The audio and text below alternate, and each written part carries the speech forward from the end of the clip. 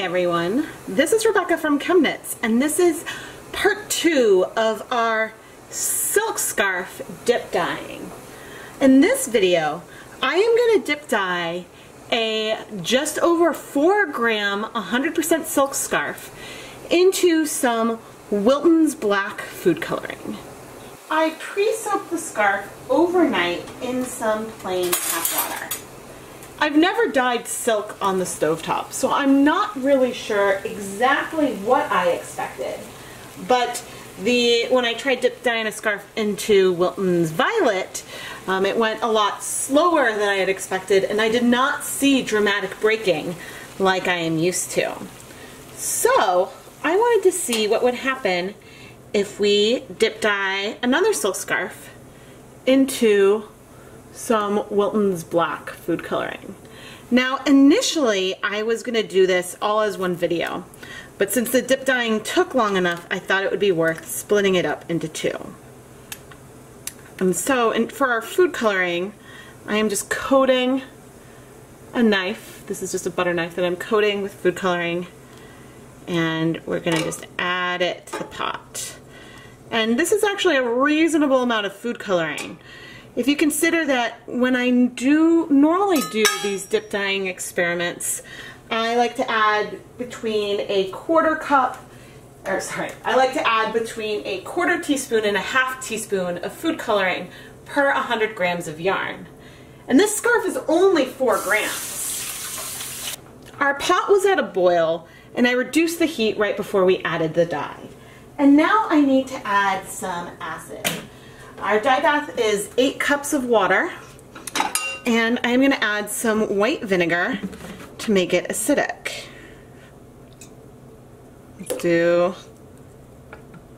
Let's start with 2 tablespoons of white vinegar. And so for comparison, if I look at the water, it looks black. So there's a few things that I am curious about for today. I'm not using a thermometer, so I do not know how hot the dye bath is currently, but I want to see if we do it this way, just sort of like on the fly, how does our silk look in the end? And I'm also curious to see how the colors break. Do they break on our 100% silk scarf? The pre-soaked silk scarf is wet, but not really dripping. And I am going to start dip dyeing it slowly, so you could see also like just how slowly the color seems to absorb. I mean, you know, after a while you do start to see some color on the silk, but it is nowhere near as fast as what we see when we're using wool. And given that the silk is super thin, I'm not horribly worried about it folding in on itself. But right now,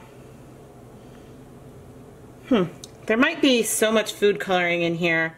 I mean, I would say we're probably under even 1/8 of a teaspoon.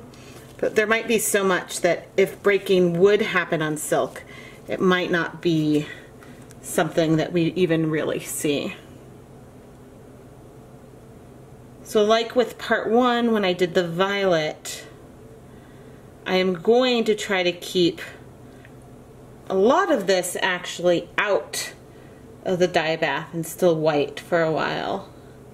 I'm curious how dark the colors will get. So right now I would say that this is reading fairly purplish to me.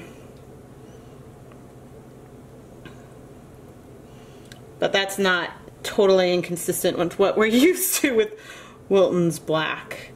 The black often reads as like a really deep purple.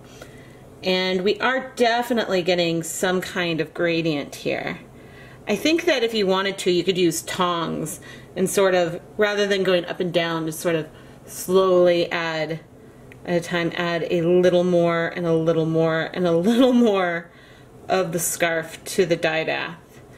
One benefit of doing a more continuous dip is that you are less likely to see like marks of gradation or something on the scarf. But there probably will still be some marks anyway, but that's getting pretty dark. You can see, since the scarf itself is pretty transparent, especially when wet, you can see the rolled hems, how they look a lot darker. But,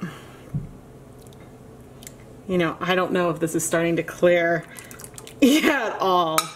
Maybe I should have done even less dye. Interesting. I mean, I think that we could probably get something that's really, really beautiful just from these color, from, you know, just having a gradient without seeing any breaking. But I bought these scarves from Dharma Trading, where I bought a bunch of my acid dyes and some other dyeing tools. And I decided to get these scarves because the 100% silk yarn that I'd purchased is sort of expensive. So I thought it was worth trying this first on something that was less expensive. Not to mention that if this worked well, we could have like a pretty little accessory or something. But, you know, I think that they were just over $1 each or something like that. But we're getting, you know, a really pretty gradient. But I think the problem is that if we're just not seeing colors absorb, then, you know, it would be hard to tell if we're seeing any breaking. Okay, I am getting a little piece of a paper towel because I am curious. And so you can see that there is color on the towel, and actually you can see that it is breaking a little bit. But, you know, all things considered, it is not that much color. And taking this out for a minute helps me see that we are seeing a really pretty purple gradient. It's kind of mauve-y, but it's definitely purple.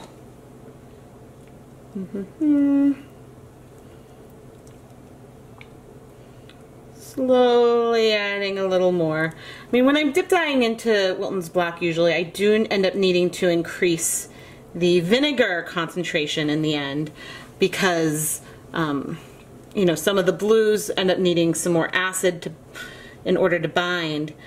But I can usually, you know, within a couple minutes get all of the reds to absorb to our yarn. So this is a whole new world. And the water is hot. I wouldn't stick my hand in the pot itself, but you can see that I'm pretty comfortably able to touch it to unwrap it. The bottom's getting really dark. I mean, this is gorgeous. Just not quite what I was initially going for. But yeah, it's so slow, and our food coloring in here is still super, super, super opaque. So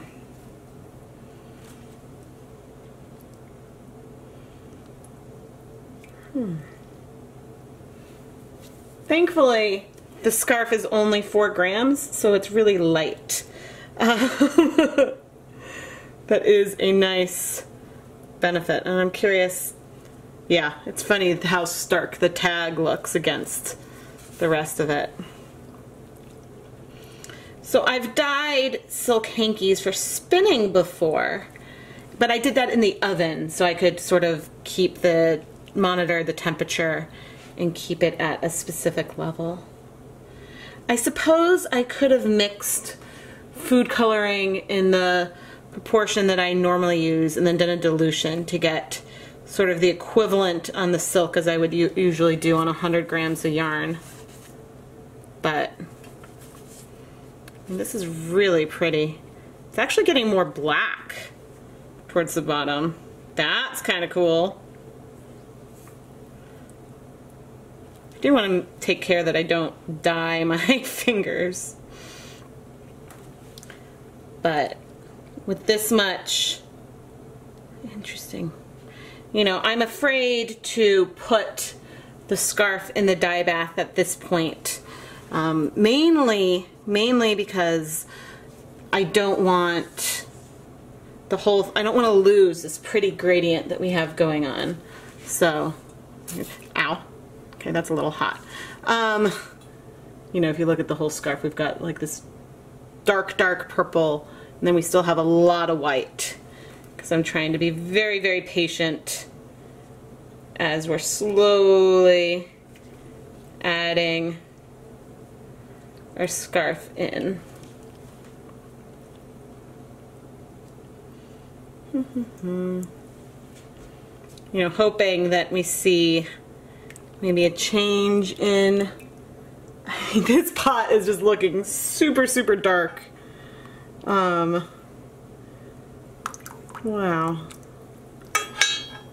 You know, definitely by now all the reds normally would have bound. Okay, actually, with the violet I did increase the vinegar concentration after a little while, and so I'm going to do that here as well. But just check out that gradient and how, especially when they're sort of on top of each other, how dark that silk is getting. So this is, you know, it's working. If the silk were not absorbing any color, we would not see it get darker and darker on one end. Whoops. Okay, so that's one very generous tablespoon and a second tablespoon of vinegar. So we've got over 4 tablespoons of white vinegar in our pot. Oh dear. Yeah, so if, you know, in here, the lightest and the darkest side, you know, we would never see it get darker than, say, like the paper towel that we dipped in if we weren't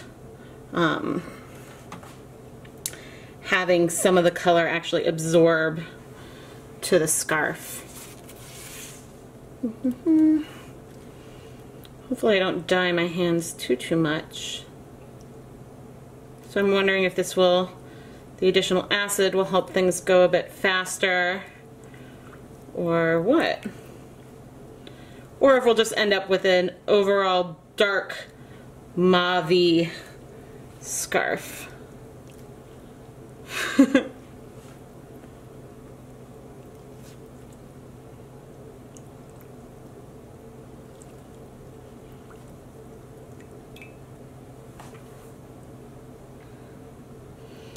I haven't yet dyed any of my silk blends. So far, it's almost too bad I'm not doing this one as a live stream because it's taking a while. And I think it would be kind of boring as a pre-planned video, but we'll see how much of the dipping I end up keeping in. But the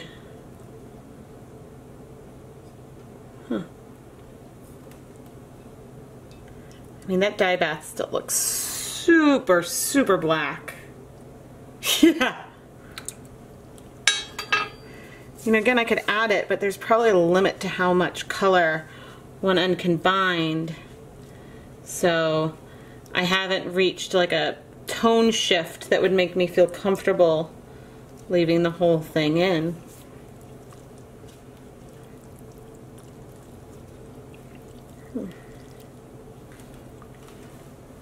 So I have a lot of yarn blends, and I even have some roving that has silk in it.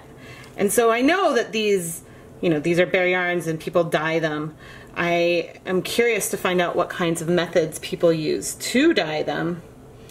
But yeah, this is still so dark. Look how dark the one end is getting. Oh, you can't see. It's almost, I mean, wet. That definitely is starting to look black.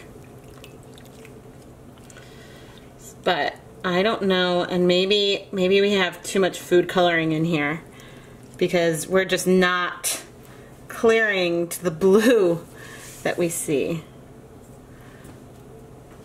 But I am curious. Yeah, so in our back pot, we have the scarf cooling in the dye bath. So what I don't know is also just what temperature works best. I think that I had read something about the temperature that I did when I dyed the silk hankies for spinning. And I forget what temperature I used, but maybe it would have been helpful to rewatch that before I sort of went on this adventure. So I've started to lose track of how long I have been dipping this scarf. I don't necessarily want to leave this end completely white. Just quickly dip it in the dye. So I'm tempted, actually, we've been going a while. I'm tempted actually to put the whole thing in. Let's just check the color. Yeah, I don't think that's moved very much. I'm tempted to put the whole thing in for, let's say, okay, I'm gonna put the whole thing in for 3 minutes and then we will come back. It has been 3 minutes since I added this to the pot. And well, 3 minutes was a while. And look what we've got here. I would say that we probably still do have a gradient. And well, yeah. So you can see that spread out, we have an edge that is a lot more black and an edge that is much paler.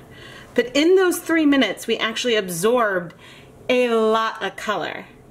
So I could leave this in longer, but this still has a lot of color in it. And ultimately, I mean, it's maybe we had 1/8 of a teaspoon of food coloring, but I don't think we had that much. So, you know, I'm not gonna put it back in the pot. I'm just gonna let the scarf cool so that way we can wash it in a little while. Our silk scarf has cooled pretty quickly, so I'm gonna go ahead and put this in the dish basin that I had used to pre-soak the scarf in the first place. I'm filming this just in case something interesting happens, but I'm taking our black dip dyed scarf and putting it in the water that we used for the pre-soak. And you can see that the color is not coming out of the scarf. But I am going to just leave this here and we'll see if we end up noticing anything. I am going to leave this in here until, okay, actually a little bit of color is coming out. This has been in here for not that long a time, but I wanted to rinse it before hanging up to dry. So I guess rather than leaving this to soak, I'm going to go ahead and rinse it right now.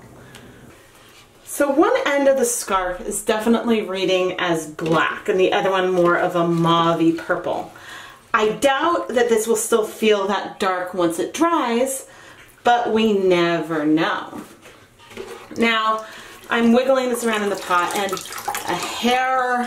a tiny amount of more color has come out. But I think that most of this has to do with the amount of color that was in the dye bath to begin with. So I am going to carefully, well, okay, so I just squeezed it, so that's not really that careful. But I am going to go hang this up to dry so we can see what it looks like in the end. Wow, this really does not look like any wool we have ever dyed with Wilton's black. It really looks like we have a charcoal gray, like a deep, deep color, going to a paler gray. It's a warm gray with a little bit of red, but I wouldn't really call this a pink. It's a lot more of a gray. And with all the other Wilton's black that we've dyed before, it really felt a lot more pink and purple than black. You can see the tag that is the color of the original undyed fiber, and this took up way more color than I expected. I really thought that the colors would lighten a lot more as the fiber dried, but we've got this really, really great gradient here. You'll notice that the dye job is a lot splotchier on the pale end because I didn't move the scarf around in the dye bath as much once I added this last bit in, versus with the darker gradient towards the bottom. With the dip dyeing, it was moving a lot more, so it gave the fiber more time to get a more even coverage with the food coloring. Nevertheless, I think that this is a really beautiful scarf and is an example of how different fibers dye differently. If we were using wool, I would have expected to see a little bit of breaking, and maybe I had too much black food coloring in here, but I think that this is really, really pretty, and I cannot wait to start dyeing some of these wool and silk blends that I have in my stash. There are a lot of variables going on with these dyeing projects, but I'm really happy that I started with a silk scarf before going to the much more expensive 100% silk yarn that I have in my stash. I next plan to go and start dyeing some of the wool silk blends, and I'm really, really curious to see what will happen with the dyes and if we'll end up with something that feels heathered because the fibers will take up dye at different rates. I don't really know, but we'll just have to experiment with it to find out. I am Rebecca from ChemKnits, and thank you for watching this video as I dip dyed an 100% silk scarf into some Wilton's black food coloring. I saved the leftover dye from this experiment, and you will be able to see me use the rest of the black food coloring that remained in an upcoming dyeing video. If you want to come along and see some of the dyeing adventures that we do here on the channel, make sure to subscribe to the ChemKnits Tutorials YouTube channel. I release at least one new dyeing video every week and also do frequent live streams and chats as we explore the realm of dyeing yarn and fibers at home together. Thank you so much for watching.